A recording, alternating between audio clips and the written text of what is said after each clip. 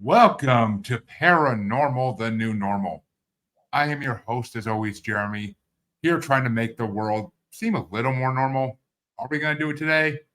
Probably not. But you know what? The world isn't supposed to be normal, and that's why all that matters. So let's keep it strange, folks, and let's continue with our guest today, who I am very excited to have on. The first time we're talking about this topic, and I think it's going to be fun. My guest today is Ray Crist, founder of the Jaguar Path School of Shamanism. And I am very happy to have him on because we have never had a shaman on the show before, I don't believe. And we never talked about it. So it's going to be a fun topic. First things first, though. How you doing today, Ray? I'm really good, Jeremy. Thank you for having me over. I'm honored. I am very proud to have you here. And I'm going to start with the first question I ask everybody that comes on this show. What brought you to this path of spirituality that you're on? What started it all? Okay. I guess we're taking a deep dive right off the bat. I'll tell you, Jeremy, in 2003, I was diagnosed with cancer. I was diagnosed with stage 4 cancer in my kidneys that moved to my lungs, my liver. And I was essentially given a very grim image, or I essentially was given 3 months to live.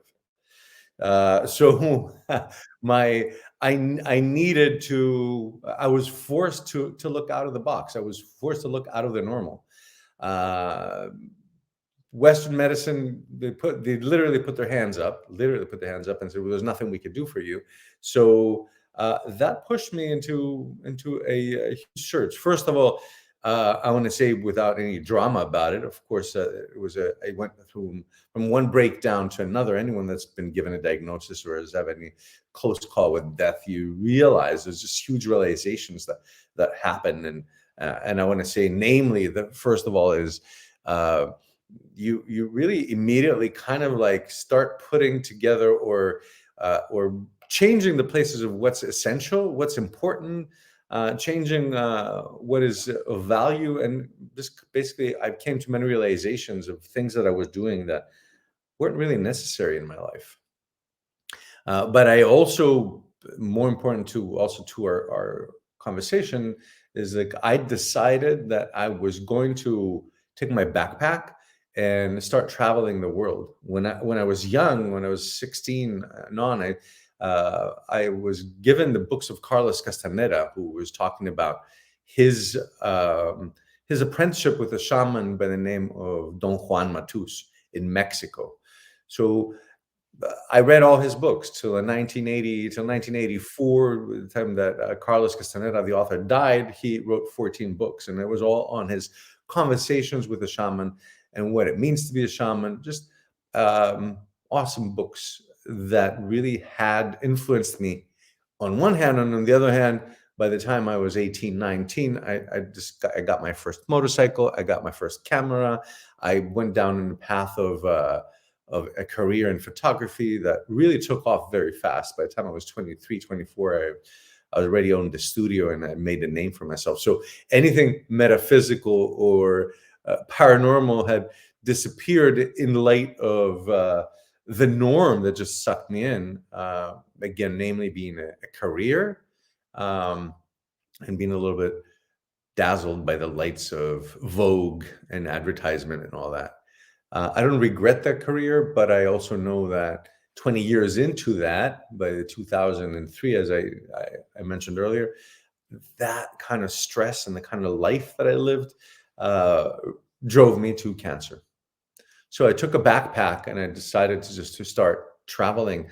And I decided I would pick up every stone and see if I could find any miracle workers, any healers, anyone under any name that could say, you know what, no, I can heal you, I can help you. And that's what I did. I let go of everything that I had.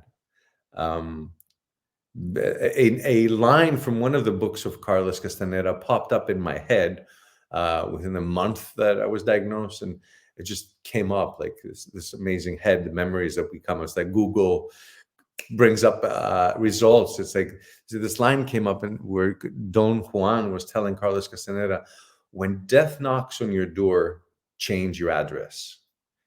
And I realized that I needed a serious change of address. So again, sold everything, gave away things that I didn't sell, got a backpack, and flew out of Greece, which was the place I was living at the time. And it's funny, it's good timing because only now, 20 years later, I have just returned back, not to the life that I was living, but I've just returned back to this country. I want to fast forward and making sure that everything is in the light of truth. I did I went to John Hopkins and I did more tests there. There too, they gave me a grim picture. There too, they told me the best thing I could do is take care of my affairs. But they also linked me up with the National Institute of Health, where in 2005, in January of 2005, I had one surgery. In theory, it would be the first of many surgeries, but also they were making sure that they were not giving me too much hope to ride on, because it just didn't look possible to them that I could survive that. But I know now, looking back, that the fact that I did that surgery was really, really important. And it's a big main reason I'm still alive here today. At the same time, I know it very well, equally well, that, after the surgery, while I had traveled previously to Mexico, after the surgery, I traveled to Peru. And there is where I found shamans where I really linked, I really jived with, I really felt that I trusted, I really understood and opened, and I had an awesome relationship, and they started apprenticing with them. And I know, looking back, if it wasn't for my major change of address, which was not only to leave Greece and be in the United States or Mexico, Peru, the change of address was changing who I was. My address, our address is, if you want, I call it now an endocrine ID, an endocrine identity. It's like, where do you live every day? And do we live in happiness and anxiety and sadness? And what's your surrounding? The surrounding, along with our work, our close personal relationships, all those establish an endocrine patterns of what hormones we secrete, what's the chemistry in our body. And the endocrine identity I had previous to that was one that was acidic, that was one that drove me to cancer. But working with the shamans changed that totally. In other words, if I had done the surgery and went back to home, quote unquote, or went back to myself, quote unquote, my same address, I would find the same place, the same home, a home of someone that had cancer and would be dying soon after. So both really assisted me in this big shift. And coming more to, if you want, in that and the paranormal, the metaphysical, or what I meant, that all really started in Peru when I started working with the shamans.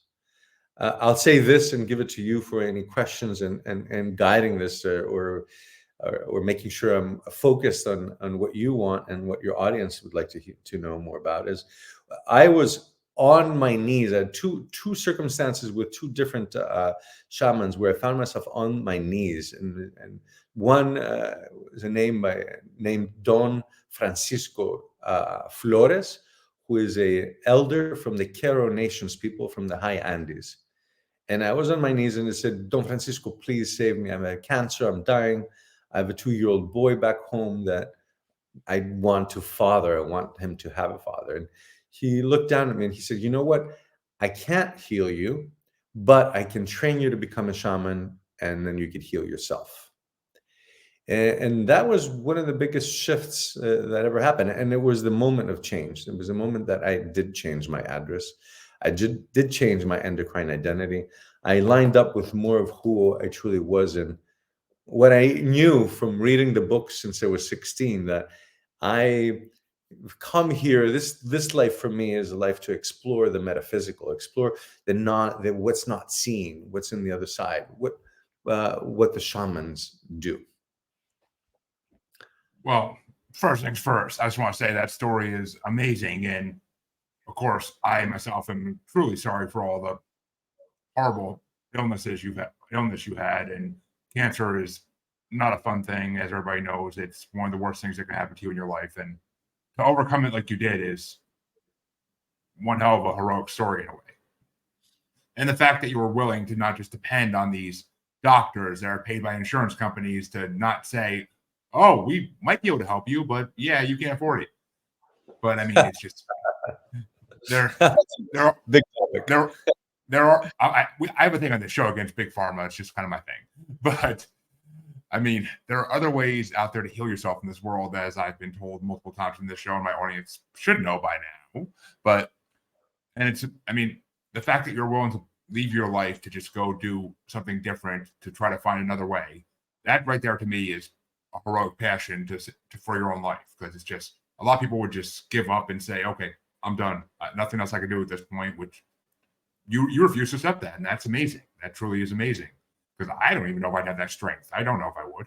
I mean, I have kids, so maybe it would push me to have the strength, but I don't know if I would. It's just not something you know till you're in that moment. Everybody can say, oh, I would save myself, but no, you might not. You might just be too fear paralyzed by the time it happens. So that is all true. Thank you for saying that. It was big. It was difficult. It was difficult, especially leaving my son. And as a father, you know what that means. That was the hardest thing I've ever done. It turns out that it was the best thing they could do, because now my son is 21. He is studying in the University of Amsterdam anthropology, sociology. He actually just emailed me last night a paper he wrote they're doing on Central and South America. They're doing those cultures. And he wrote a paper on shamans, because in the meantime, as I continued to live, he grew up in an environment where shamans were in our house.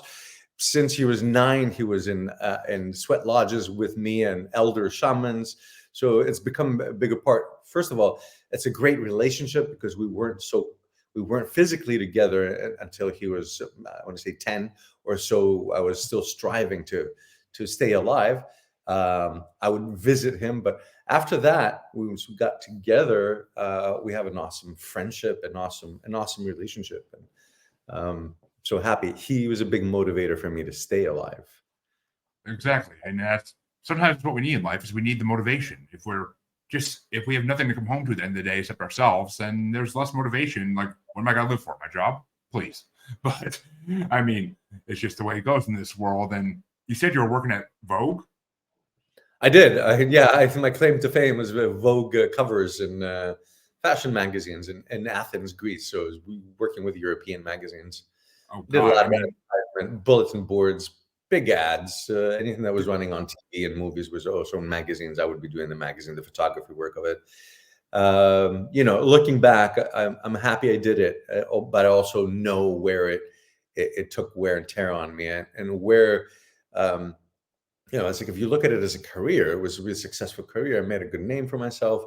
And every friend of mine was like, oh man, you're so lucky. It's so awesome what you do. But as I'm grateful for it and what it offered me for those 20 plus years that I worked in that space, I also see an emptiness in it, and that 2D, these magazines is just like, they're 2D, they're printed. And even though there was not much of Photoshop back then, still everything was kind of fake, and creating a non-reality that was, would make people want things, I mean, all of us here in America that grew up in the 2000s, 90s had to watch that video in health class of how they actually prop up the McDonald's French fries with toothpicks and everything for commercials to make them look so appetizing.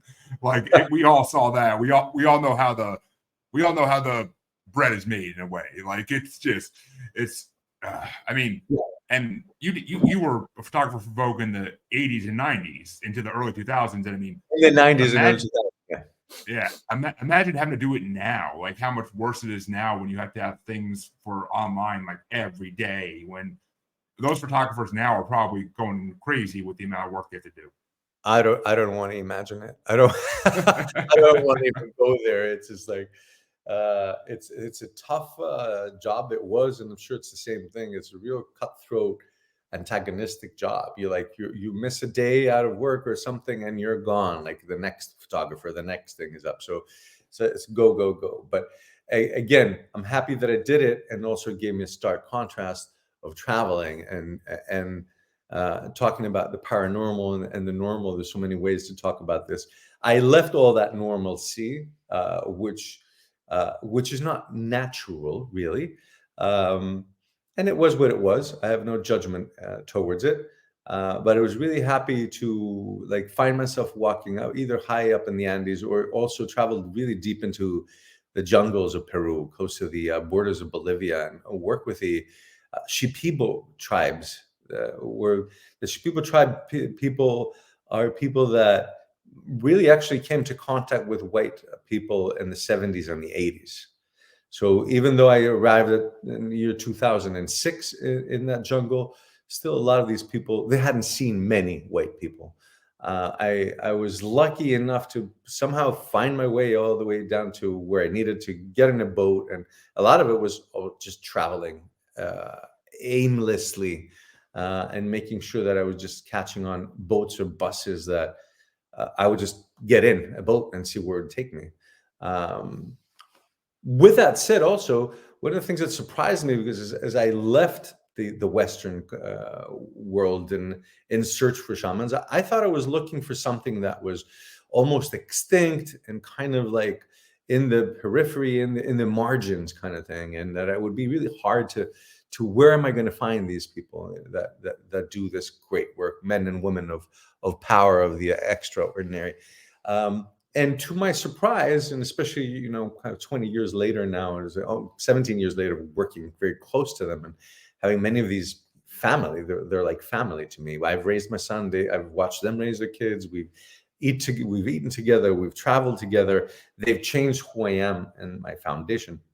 But to my surprise, when I arrived there, I realized more and more through especially the first 4, 5, 6 years, there was an aha that's like, wait a minute, shamanism is not extinct, nor is it something rare. It's like anywhere you go in South America, Central and South America, anywhere you go in Africa, in places in Australia, definitely in China and in India, this is what you have. It's just like, you go to all these places in Peru or third world countries that don't have hospitals, period. They don't have a CVS, period. And even if there was a CVS or a doctor, most people on the planet, more than, I want to say 50%, I'm just going to say at 50 to be safe, but I'm sure it's more than that. More than 50% of people on the planet do not have a single dollar to buy an aspirin at a CVS. And that's something we don't realize. We're in the Western world, we're in our comforts. Some of us feel we're poor, some of us feel we're rich, are poor or rich or whatever in that. We all have, though, and we have some access, besides what the pharmas are and the costs and all that, whole other topic, which the little you said, I agree with you totally. The thing is that we have some kind of access. And what we don't realize is that most of the people on the planet, more than 50% of the people on the planet, don't have access to doctors. And through, doctors as we know them are really what we know in the last 50 years, maybe 100. But before that, they were only trying to establish what medicine is in the mid 1800s in Europe. But still, imagine a dentist in the 1800s in Europe. Oof. It's just like, I'd rather go to a shaman. I believe a dentist in the 1800s in America was just the same as going to a barber. I think so. The same person. I think you're right. I think you're right at that. It's historic. That's a historic fact. Now that you say it, yes. They'll give you a haircut and they'll rip a tooth out at the same time. Yeah, since you're there, get the pliers. And the truth is, at the same time, is that the shamanism throughout the world, throughout the history of humanity, has been something that's been practiced for thousands of years. So again, it can be like doctors, or it can be like car mechanics. There's some that are good and some that are bad. Some that are, people tell me, is shamanism real? It's just like, well, what is real? Define it, first of all. And second of all, it's like anything, you go to a car mechanic and it could be a bad car mechanic. It's the same thing with a shaman. Same thing with a doctor. It's like, Yep. People have told me, especially just kind of bringing up when it was a fashion a couple of years ago to talk about cultural appropriation, and I'm happy to speak to that if you want me to. But it's just like they're saying, are they real and are they genuine? And I'm like, or are they in for the money? And I said, would you happen to know any lawyers or any doctors that are in it for the money? Because I think most of them are in it for their money. Most of them are in it for the money. Where you meet a humble shaman in a village of Peru, and what you give him is a meal. You buy him a plate of food, and in my case, they gave me my life back. They literally gave me my life back. It was many meals, but it was meals. No one was in it to take my thousands of dollars, which I didn't have, but no one was in it in that sense to become rich. They live a life of medicine and of healing because that's who they are. That's who they identify, what they identify with. That's their mission and purpose in life, is to serve and help other people move out of suffering, come out of dis-ease, and help them in any way possible, psychological, physiological, and even to their soul level. Exactly. I mean, it's funny because your story kind of makes me think of Peter Parker. Just an average day photographer waiting for his abilities to come and be able to do something in the world. But it's kind of similar. Oh, to send me a message with that. I'm not sure I'm familiar with that word. Spider-Man. Okay, all right. I haven't seen the last one. More grown up, so I'm not watching those things anymore. But well, I mean, it's a story all this time in the comics. But yeah, I mean, but let's break down into what is shamanism for those who don't know. What would your definition of shamanism be? okay, well, again, just having spent my I spend day in, day out with shamans, and all my life is about shamanism. So, it's one of the things I want to say is that I know a lot of people that uh, have an opinion, and a lot of the opinions that I hear is like, I have like a wide variety of opinions, but a lot of people say it's like, oh, this woo woo stuff, and it's all these things that people are selling to Hollywood stars, etc. And that's by far not the reality.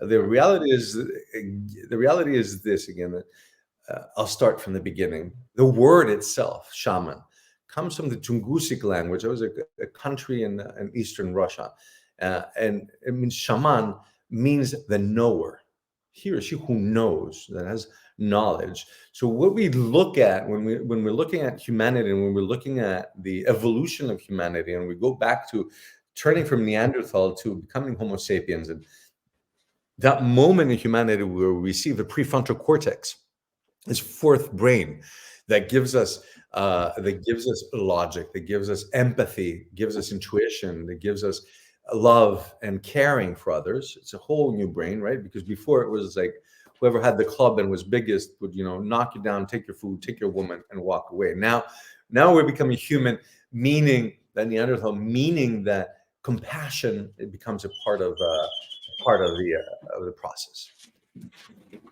Exactly. And I mean, I agree. It's an ancient thing. It's been around forever. I mean, the Vikings had shamans, the cavemen had shamans. You're right, they did. I mean, it was something that was kind of lost when we became less illusioned with the magic of the world, and we wanted to focus more on the monetary value, and we wanted to focus more on politics and religion. All that, especially religion, that's where a lot of this stuff got lost. And that's when the world started to really lose its goodness, I would say. It started to lose its goodness and became a little more evil. I love it. I love how you're saying that, and it's true. And the thing is, how we lost it, right? It wasn't, I thought too, and I think many people think it was a part of an evolutionary part that we evolved and we became more technological, or we became more real, and now we know. And before then, we didn't know. We needed to rely on faith. So let's clarify this: that shamanism is not a religion. Shamanism and healing through shamanism does not require faith. It's not a placebo. I'm alive here not because of some placebo ideas, but because of specific practices, specific plant medicine, specific ceremonies that I did that helped me take care of tumors in my body. It was no woo-woo. No one was teaching me, and I didn't need to know or want to know anything about the chakras and how many petals and what colors. That I didn't care. When I was in Peru needing to find someone, I wanted to live. So I want to clarify this is really very real. And so shamans throughout the world differ depending on their lineage and the specific healer. Basically, shaman is the doctor until we named doctors and separated that. And depending on the lineage, they have different tools and different knowledge where they come from, different herbs they work with, different tools they work with, different ceremonies they work with. I just want to say just really quickly, when we forgot all this and we lost it and came to what is doctors and what is hospitals, what is pharma, and just because this could be a talk for hours or days by itself, but I want to say we just didn't forget it. We were made to forget it. There was 300, 500 years of persecution against magic. And I'll tell you Yes. this, in the 1700s, there was a great gathering of all the churches from the Protestants from England, from Spain, from Italy, from the Vatican. All the big church heads got together. 17, I want to say it's 1740. Please fact check me. I'm not sure about the date, but really close to that.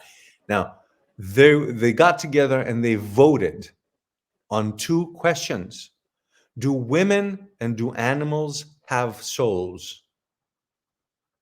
This is yesterday. I mean, Jeremy, this is like 1700s. This is like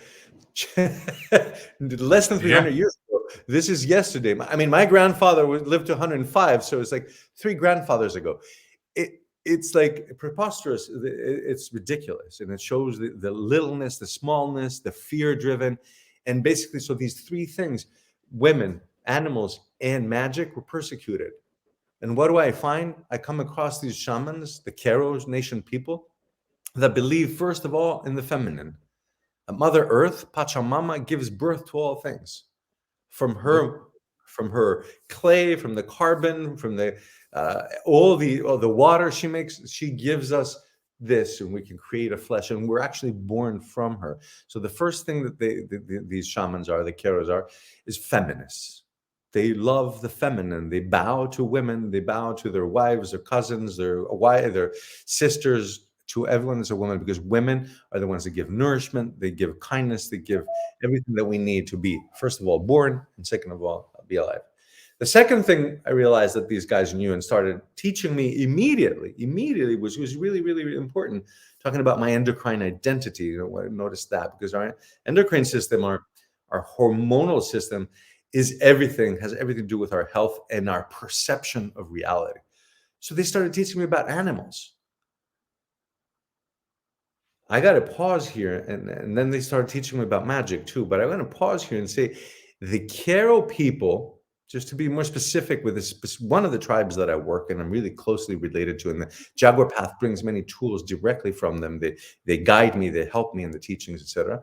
Is that when the conquistadors arrived, the Spanish Inquisition, these same people that were driving the same churches came to the South America to bring upon them this other reality.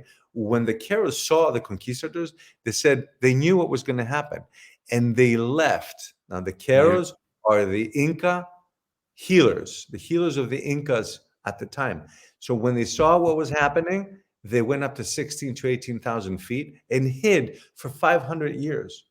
Don Francisco, my teacher, came out of the 18,000 feet, and at age 30, it was the first time he saw electricity and cars and saw what had happened. They still lived and still live up in the mountain there, as we have on the planet for all of millennia. They live with stone houses, with the little wood they could get at that altitude, with potatoes and whatever the llama and they can get out of the llama fat, the llama fur, basic life. So basically, what they did is hid, and they were not influenced by this persecution of the feminine, the animals, and the magic. And they preserved it. They preserved it in a language that is, first of all, ancient and amazing, Quechua, the Quechua language. And here's where we can talk a lot about reality and what's normal and what's paranormal. It's like language defines who we are. Like, you know, every time I wake up, or now we're talking, it's like, through our language, we define who we are and understand the world, right? We have a language that within it, even English, was persecuted, that the feminine, the animals, and the magic were persecuted, which means that they were persecuted in our language and how we language and how we talk about these things. When I have all these people, and I meet a lot of people that come in our training, are psychotherapists, they're doctors, maybe yoga teachers, massage therapists, but we also have a lot of scientists, and it's really funny because they all come and laugh themselves, because by the time they come, they've heard me enough, or we had some exchange that they know that we're talking about something that's really real and really grounded. But a lot of the people will automatically say, well, this is woo-woo stuff that is not real and not true, and it's trickstery. And that idea remains from the fact that magic, in this sense, was persecuted for so many years. So we've marginalized it, and we're made not to believe in it. We're made to automatically think, oh, he's a fake. One of those fake shamans that work with, it's poor examples, and very limited perception is unfortunately what really is the norm around the world. I've opened my eyes, and I keep on opening my eyes more and more and more. The more years I work with them, being there, and I've liberated myself in so many ways, and realizing that. And the more I learned some Sanskrit from the yogic lineage and some Quechua, the more I've learned words that honor the feminine, that honor magic, that tell us how animals can teach us things. It basically more and more makes you more real and more grounded, because we live a life that is a result of the dark ages, where someone came along and said, man, not woman, man is the favorite creation of God. And somehow someone decided that God said that, or somehow decided that that's a fact. It's like, well, wait a minute. Was it a white man that actually said that? It's like, I am God's favorite creation. Thus, I can destroy the planet, use animals, use women, and make fun of magic. And basically, this is the era we live in, an era that for hundreds of years we have not honored the feminine. We have not had a connection. Like, we've lost our connection with the wild. I mean, I don't know about you, but I've always loved, like, you see a documentary of animals, I get intrigued. I've lived in places. I lived for 3 years, just until 8 months ago. I was living for 3 years in Costa Rica. Every time I would come across an animal, maybe a jaguar, a monkey, a possum, whatever it was, I was just so thrilled, because Yes.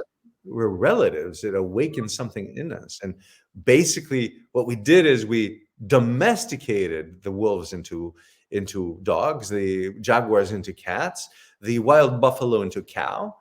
And what we didn't realize is we domesticated ourselves in the whole process. Oh, And we we have, did. like the cow is not a wild bison, like a dog, which are sweet, it's not a wild wolf. We've become this sweeter thing that has no bigger awareness of its instinct, no bigger awareness of the environment around it, and we've weakened ourselves in so many ways, as we have with the animals we've domesticated. Well, a lot to say about all that. I do 100% agree with everything you just said. Personally, I do. I'm like you. I do love animal documentaries. They do inspire me with awe when I do watch them. As rare as that is nowadays, because I do watch a lot of other things for podcasts and I don't have time. But I've always been a person that loved going to zoos, because it's the closest I can get to seeing these animals in their natural, and I use that word very unwillingly in this circumstance, but in their natural territory. Because I am not Mhm. going to be, I would never be able to go to I'll probably never be able to afford to go to Africa and see lions in the savannas and watch them. I mean, I wouldn't want to get that close anyway, but I would never get a chance to go watch them like in their natural habitat. I have to watch them in this cage where they try to make a fake natural habitat to the best of Yep. their ability, which, Yep. I mean, it's still enjoyable, but it also just makes you sad that these monkeys have to live in cages. But you've had that feeling. You have that feeling of, like, Yeah. excitement when you see the animal, and Oh, and I that mean, is really deep inside us. It really awakens where we come from. And exactly. and again, having lived 3 years in Costa Rica, which is wild habitat, is really like mountain lions and different kinds of cats, and like a lot of wildlife. And you're mentioning of Africa. I haven't been, but if you look at now people that go to do these uh, photography safaris, Yeah. you're sitting next to the lions and the cheetahs. This whole thing about the wild being very aggressive and be dangerous for the humanity comes from the same white, weak, fearful people that Yeah. created a story. Sure, a lion can eat you, but most likely it won't. It's still like a part of, like I've seen it. I've been very close to animals. They have no interest in attacking you. I've been, especially in the water in Costa Rica, being close to sharks and big and whales and all this. It's like most animals do not care to attack a human being. They're curious. They'll look at you. They'll leave, and we're still living with a fear, because we've been weakened to that place. We've been domesticated to that place to be fearful creatures. So if we're fearful, what do? We abide to the system, right? We say yes to everything they're telling us, so we can be safe. Exactly. Yet there's not much truth in it. And if like, yeah, there is truth. A crocodile won't think twice about it. He will attack you. He will eat you. There is danger. There is danger. But the way we've domesticated ourselves and killed away everything, there's no single, like there's 10 animals in the whole of Europe and 25 in the whole United States. The way we've cleared out, what's happened is we've we've moved away from nature, with the result being is that we moved away from our own nature. We don't know our nature anymore. And when you look at all these diseases, cancers, or anxiety and stress related diseases, which are many, they're all, the foundation is the fact that we have moved away from our own nature. If you come back to know your nature and you begin to come back to living more naturally, a lot of disease and a lot of stress and anxiety moves away automatically. You turn into another channel. You change your hormonal reality, and as you change your hormones, the function of your internal organs changes, the nervous system, your motor system, and your whole perception of reality begins to change. And in essence, what happens, to my experience, you become more real. And for me, it's just I mean, I'm not a wilderness guide, but I've lived close enough in the jungles of Peru, in the jungles of Costa Rica. I've been in proximity, closer proximity in wildlife, exposed and very close to feel the fear, but also to overcome it and realize that, wait, they have another relationship here. More animals are interested to share affection and exchange of curiosity than anything else, really.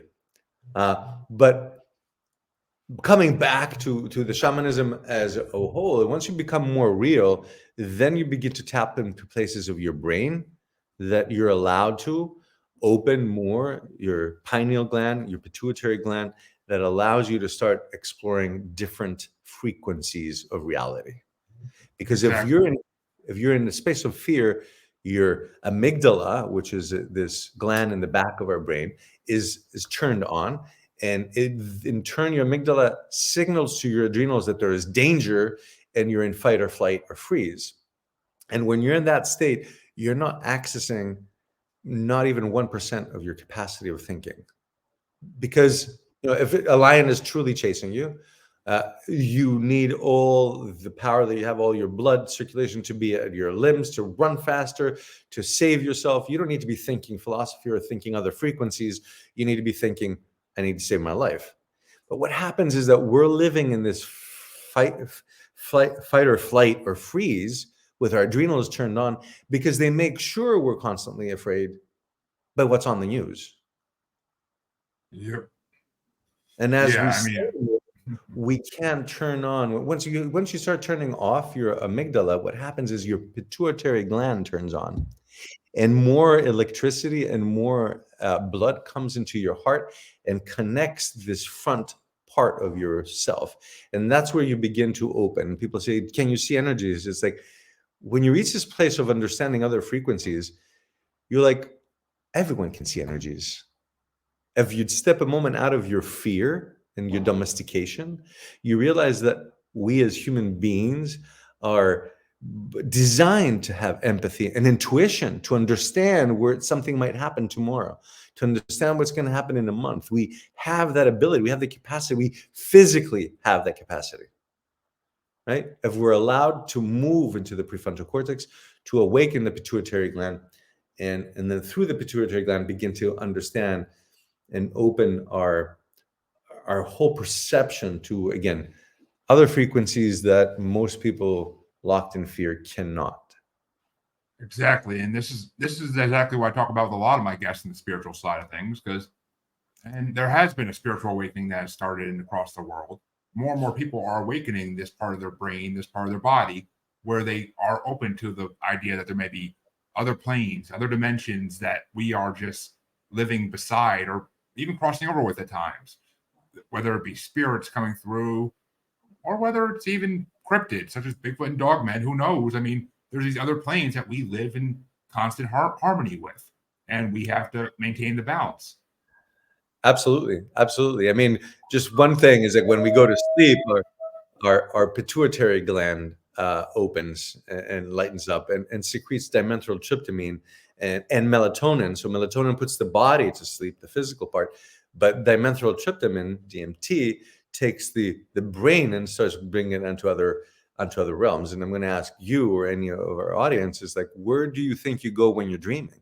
When you have this really vivid dream and you're like, oh my God, I woke up and I was somewhere in the Middle East and I could see these people, they're doing things, or I could see like it was a nail on the wall and I could see a painting, I could see in detail places, something and of a place that I've never seen before. It's like, how do you think you get to see that? Is you think that it's your imagination.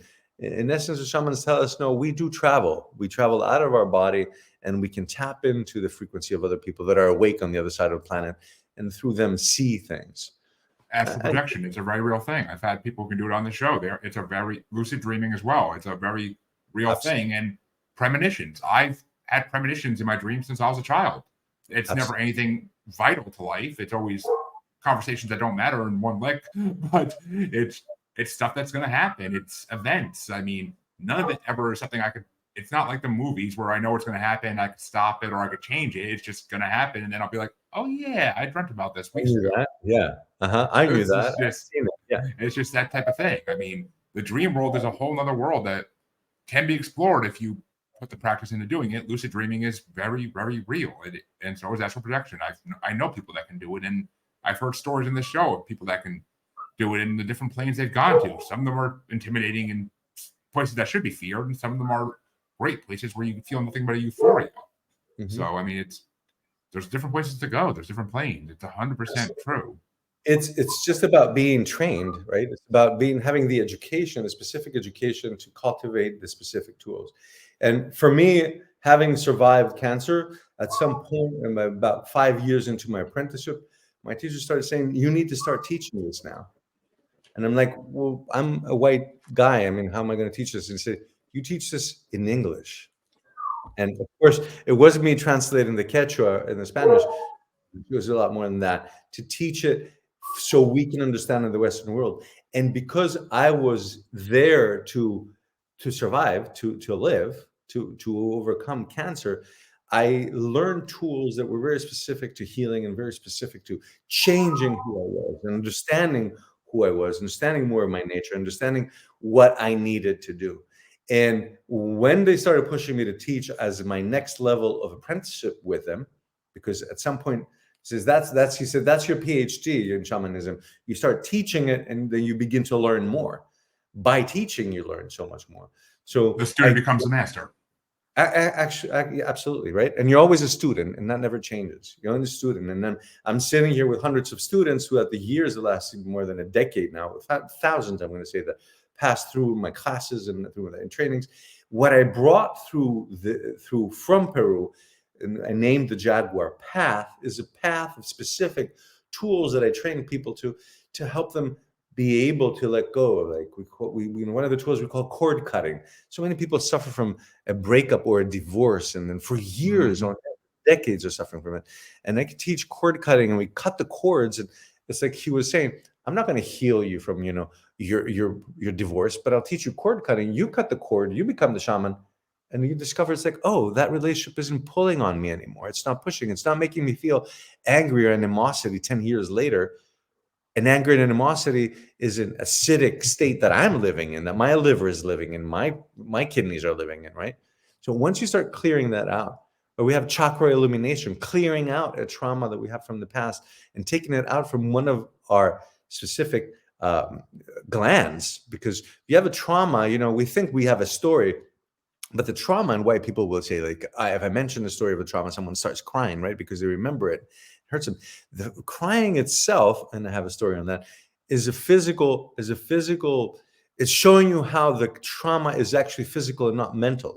I have the story, it makes me sad, it makes me angry, it makes me whatever, it paralyzes me, whatever it does. But where the trauma really is in my body. And that's why I will have a physical response to bringing it up. So we have techniques. One of the techniques, again, that I've learned and I share in the Jaguar Path training is chakra illumination. I take out that shadow. We take out that shadow from the chakra, from the specific gland. To be specific, when I'm talking about chakras, I'm talking about glands. Everything I talk about is based on the physical body, because that's what we live in and that's what we experience. And once you remove that trauma out, your whole rest of the body and your hormones change and your reality. Then you bring up the trauma and you're like, yeah, it's like, maybe you had like a light trauma when you're a child, like, oh, I was 9 years old and I was in love with a girl in the desk next to me, but they left. And then for a few days I cried. But now looking back at it, I laugh at it and say, oh, that's so sweet. It's like you can come to laughing and saying, oh, that's so sweet about many traumas that people have been working for decades to solve. The shamanic work I call accelerated healing because it has tools. And one of the great masters of the previous century, Carl Jung, the great psychoanalyst, he learned shamanic work and he brought a lot of shamanic work in his table, literally in his table and literally in his methods, because they're advanced psychological techniques. They're not they're very physical, they're psychological, and they're very real. They're not based on anything woo-woo or wannabe, but basically they're based on knowledge that's taken thousands of years for humans to cultivate and for father to son, for these shamans to learn, to know. And sometimes that exception on taking someone out of the tribe, like they took me, and they said, okay, let's see what we could do with you. Let's see how we can cure your whiteness, if that's okay for me to say. Of course Now, it is. if the story I had the second shaman I was in front, and I'll give you space for any questions you may have, and you might think more particular to your audience. But the other shaman I had, when I left, I started working with Don Francisco in the Andes, and then I went down into the jungle, into the Shipibo tribe people. And here I am now. I don't know how the hell I've arrived there. I'm close to what they've told me. We're close to the borders of Bolivia. We're in deep jungle. It's like, if they would leave me alone, I would definitely die. There was no way for me to find my way out of there or find a way to survive. But I'm there, and I'm now again on my knees, and I'm crying, and I tell the shaman, who is an ayahuasquero. He is a shaman that leads with ayahuasca ceremonies and healing with plant medicine. I'm crying, and I said, please save me. I have my son. He's going to die. And he looked down at me and he said, you know what? I don't care about my own emotions. What makes you think I'm going to care about your emotions? So I was like taken aback. I was like, so what is this? Oh my God, I'm in the wrong place. This is not a shaman. He's not a healer. He's not compassionate. He's not feeling sorry for me. I kind of got up. I wiped my tears off my face, and I don't know what I was ready to say. I was ready to say, I'm getting the hell out of here. But as I got up and I took a big inhale and kind of like took up more space to because I felt that I was like just blown his cover. Like he blew his cover, and that I needed to get out of here. So when I got back into my power, he turned around to me before I even had time to say. I just took an inhale. I was like, and he put his hand on my shoulder. And he says, well, now you look more ready to do this. Let's do this work. He took me and he made a change in my life that since that second, and talking about accelerated healing, it was a second that I realized something I never knew about my emotions, that I own my emotions. Till then, my emotions owned me. Even though it was a difficult story. Yes, I was dying. Yes, I was told I was dying. Yes, it was a difficult story. It wasn't a fake drama. It was a drama. Still, the fact that I was falling in the drama, being a victim of all this, crying, I cried a lot for many months because I felt it was the end of my life. I realized that it was not helping me. I was creating an acidic environment in my whole body, which was only worsening the cancer. Once he got me out to buying my emotions and buying into them, but rather saying, choosing when I want to have what emotion, what are the feelings that I want to bring up in every moment. And I got out of the grip of hormones that had the grip on me. I started regulating my hormones, my chemistry. I started regulating the tumors. I started regulating my reality. And again, of course, my perception of the world. Exactly. So it's as with everything in the paranormal world, it's about changing your mindset. It's about opening yourself up to more of what's out there. I mean, you mentioned animals, and I'm sure that the shamans in Peru, like all the other metaphysical people around the world, they probably worship these animals and use their powers when they can. absolutely. Borrow their powers. Absolutely. And here is just like, I just catch the similarity. They worship not in the sense that they believe in something so much bigger than them and they're small, but they understand that we're sharing this planet. And that there's things that wolves know that we don't know. There's things that jaguars know, the things that condors know, It's like the jaguar, for example, they taught me, teaches us, and why this is called the jaguar path, why my school is jaguar path, is like, because the jaguar path teaches to jaguar, teaches us no fear in this world or the next. Jaguar is on the top of the food chain. There's nothing coming after it. So it teaches a way of like, can you imagine that you could walk through your whole life and not even have a hint of the emotion of fear come close to you? Can you imagine how different your life would be? If everything you'd thought, you dreamed of, you just go for it. Like when a jaguar pounces, it's 100,000,000% locked into its prey. It has no doubt. It has no doubt, no fear, no kind of what if. There's no ifs or buts. It acts. And that's why you can make 9 killings out of 10, where the other big cats make 3 killings out of 10. The jaguar is like on the top of the food chain. It teaches us how to move without fear. And then you start taking that and say, well, okay, I can start discerning between the difference between fear and the difference between danger. I become aware of danger of something, and I'm more careful, and I walk carefully, not fearfully. Because if I work fearfully, I'm not seeing things. There's a lot of things I'm not seeing. I'm walking with something that's overshadowing me. The serpent teaches us how to shed our skin and let go of the past. The serpent says, wait, you have some childhood trauma. I've had some difficulties. I've come from a very poor family. We had some difficulties. I grew up in dirt roads in Athens before Athens was what it is today. In dirt roads in this refugee neighborhood from where grandma came from Western Turkey when they were pushed out in 1912. So I like I've had my share of trauma, fair share of trauma. The serpent taught me that you know what, you can let it go. Yeah, you can have this idea that this happened to me, and you can shed that. You can let it go. So we have all these techniques of shedding trauma and releasing them. And furthermore, because someone can be listening now and say, yeah, well, Ray, you don't know my story. You don't know how deep my trauma is. I can never overcome it. And you're saying all this, but it's not true. It is true. It is true, because I'll tell you what, for anyone that's had trauma, that has trauma, that's listening to us, it is the shamans say this: we are the wounded healers. The shamans say, if you've had trauma in your life, you can use this to find power. This trauma has helped you deepen your humanity, has helped you deepen your compassion, and is a motivation to learn techniques to heal and then to heal others. If you haven't had trauma, most likely you grew up in New York and you grew up with a rich dad getting your Porsche at 16 and a Ferrari at 20, and you have zero traumas.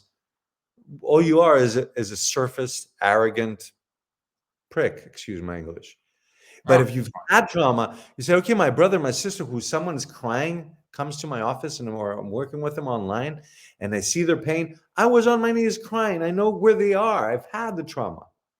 So I could say, my brother, my sister, here's my hand. Here's my hand. I have these 5 steps and these 5 tools that we can use, or you can learn at the school. You can become the shaman and heal yourself. And then you turn around, and I look at cancer, and you said earlier, and thank you for that. You said, I'm sorry for everything you've gone through. And I appreciate you said that. I look back, and I'm more appreciative of the cancer and those first 2 years of being lost in Mexico and in Peru, in the jungles and the mountains, and just so difficult. I'm more appreciative of that than my career in Vogue. I mean, I'm partially ashamed for my career in Vogue because, it's like, oh, you drove fancy cars and you were the supermodels. Supermodels that look like these fantastic women on the magazine, they're 17-year-old anorexic girls that eat pizza and then throw it up before the shoot.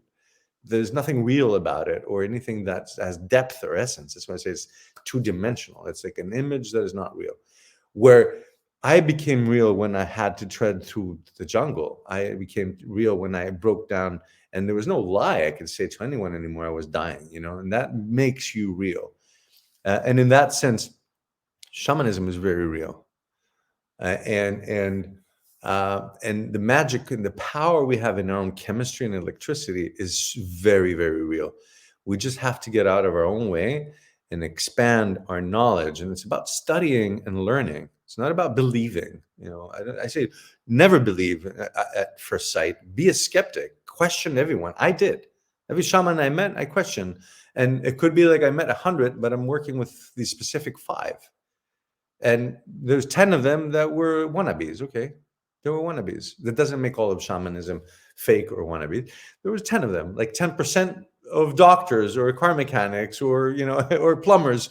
They're not good. They're 10% are meh, they're wannabes. Uh, but again, the reality of shamanism and stepping out of normal to your full potential and your full power as a human being, where you can be a shaman. We all are shamans. It lies in the fact of becoming real and studying it rather than having a Facebook opinion on it, right? Because most people have some Facebook opinion and they throw it out, and they throw a hate or they throw a whatever it is, but without having knowledge of it. So again, for me, my studies with these men and women in Peru are essential. How they changed my point of view of life, and how I've expanded to the place where I could see more, so much more, that it actually helped me to survive, to change my chemistry and change um, the reality of tumors that are no more.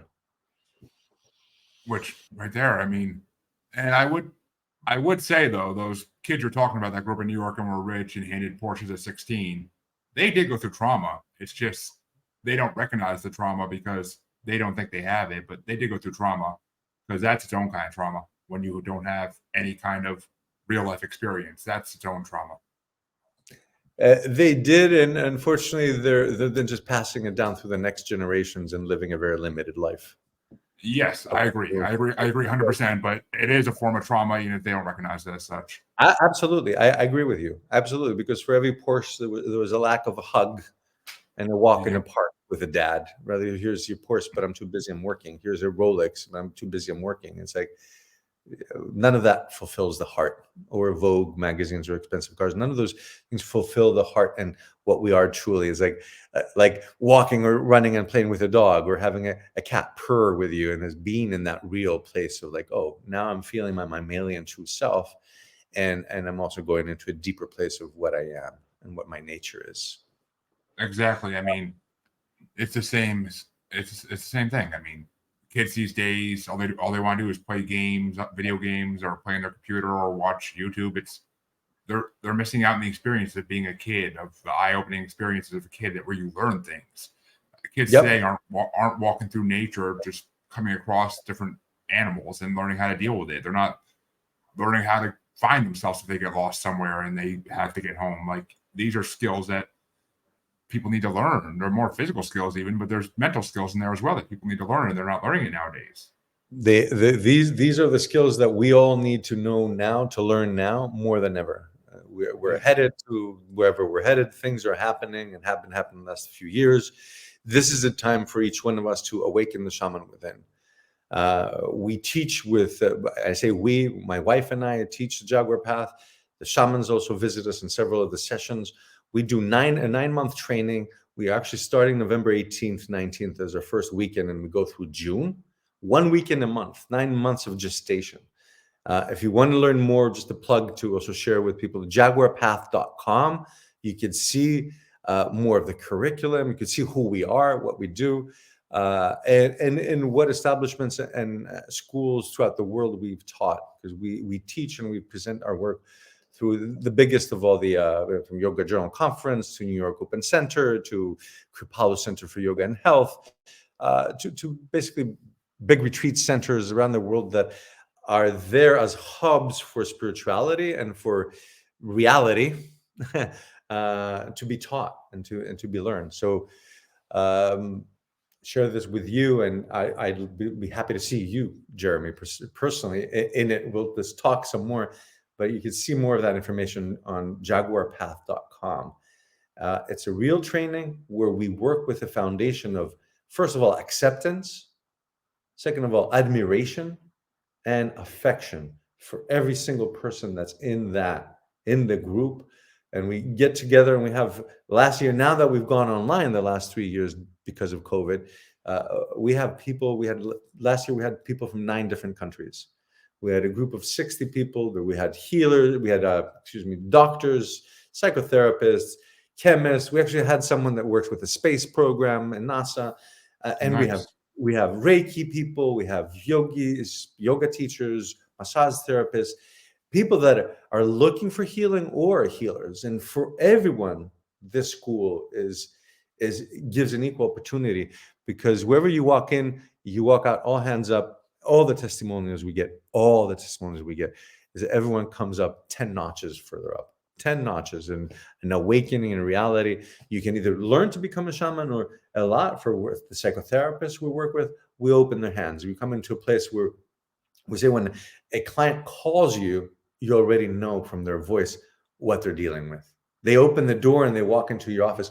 You see exactly what you need to do, because and there's no magic here. I mean, there's magic is everywhere, and there's mechanisms in magic. When you see a person walking, a shaman isn't using invisible eyes or seeing other. I mean, they can see other frequencies too, but more importantly, what you're seeing is how the person is walking, what their body language is saying. The motor system is giving you 100 points, tips on what's happening in the psychology of a person.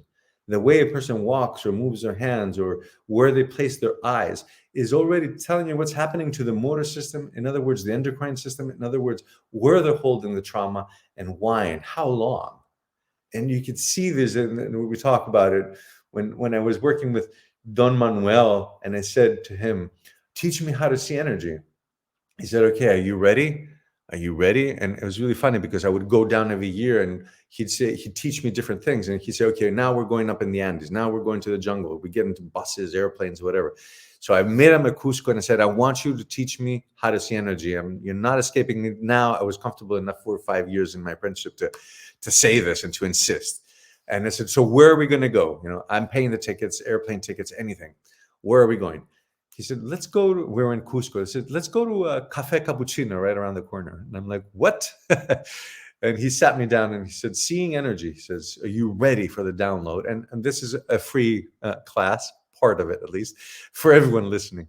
And I said, I was like this. He said, stop dismissing the apparent.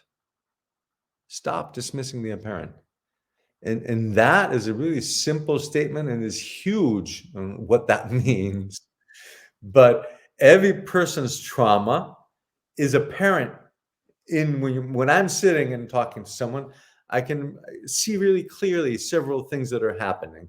And I may or may not be able to say, oh, that would happen when you're 7 or 9. Sometimes I can, it's really close, but it doesn't matter. I can see what it is, and we can move through specific tools that can reverse that. And again, from where it was a trauma and it was holding you back, it can be your golden nugget and all your richness, because now you have the compassion from it, the power from it, the knowledge that you healed yourself from it, and you rise above it.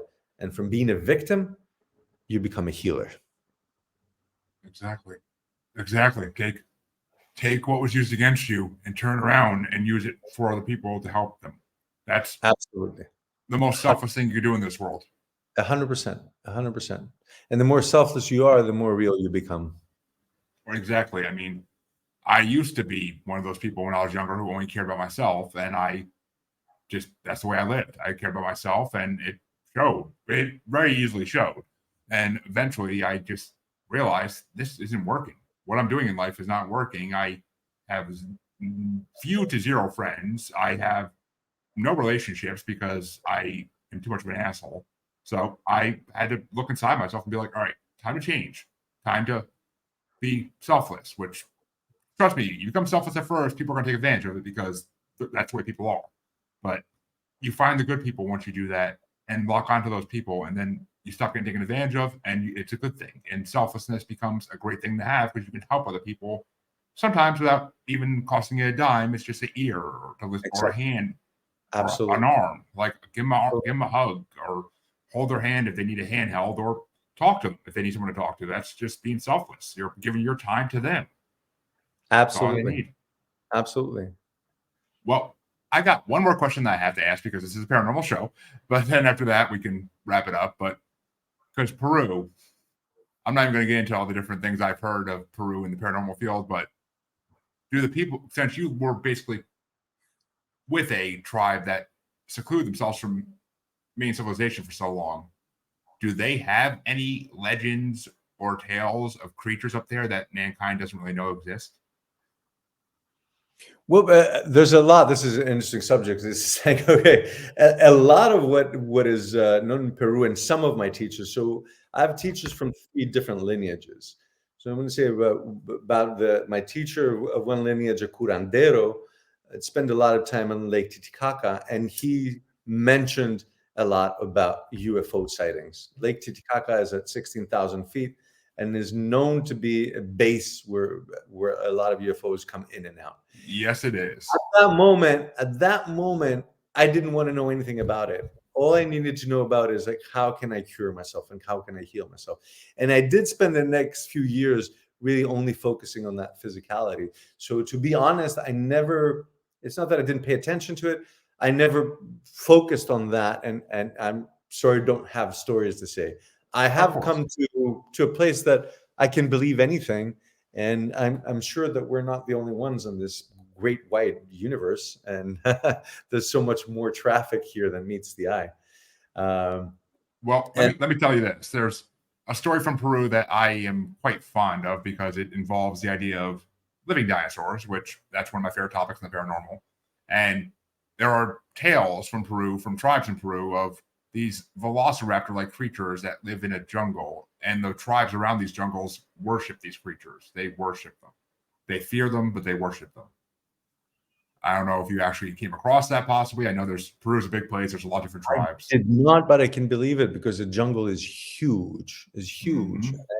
And like living in Costa Rica and in Peru, the jungles are still very much like the Jurassic Park era. There's ancient things there still alive because like some of the tribes never came in touch with white destruction. Some of these animals, I'm sure, are alive and thriving because they have not come across white destruction. Of course. I mean, that's the theory. Because I mean, there are some examples of these creatures in America, but it's few and far between. But in Africa and South America, there are plenty because there are plenty of spaces there that have not yet been destroyed by white men, mainly. I mean, I don't want to put all the blame on white men, but yeah, we get a lot of blame, and we're supposed to. So deal with it. But that's where I put it. That's the truth of the matter. That's who destroyed everyone, is destroying everything. That's the truth of the matter. It's not a political statement. It's just a fact. Yeah, it's true. I mean, historical fact.